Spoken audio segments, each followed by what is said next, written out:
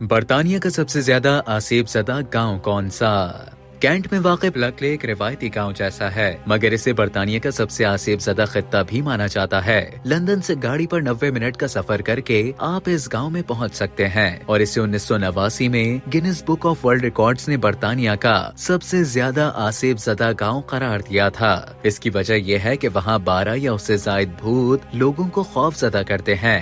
Grains book of world record میں یہ title استعمال نہیں کیا جاتا، تو اب اسے باضابطہ طور پر برطانیہ کا سب سے آسیب زدہ گاؤں قرار نہیں دیا جاتا، مگر اب بھی وہاں بھوتوں کے نظر آنے کے واقعات رپورٹ ہوتے ہیں۔ ان خوفناک واقعات میں سب سے مشہور بھوت ریڈ لیڈی کا ہے، جو ڈیرنگ خاندان کی ایک رکن تھی۔ ایسا کہا جاتا ہے کہ یہ بھوت اپنے بچے کی قبر ڈھونڈنے کے لیے قبرستان میں گھومتا نظر آتا ہے۔ اسی خاندان سے تعلق رکھنے والی ایک اور خاتون کا بھوت بھی اسی قبرستان میں لوگوں کو ڈراتا ہے، جسے وائٹ لیڈی کہا جاتا ہے۔ اس خاتون کے بارے میں لوگوں کو کچھ معلوم نہیں، اور اس کے سفید لباس کی وجہ سے اسے وائٹ لیڈی کہا جاتا ہے۔ ایسے ہی دیگر بھوتوں کے حوالے سے بھی مقامی افراد کہانیاں سناتے ہیں، جیسے ایک ہائی وے پر نظر آنے والے بھوت، ایک ڈوب جانے والی خانہ بدوش خاتون، اور دیگر کے قصے کہانیاں مشہور ہیں۔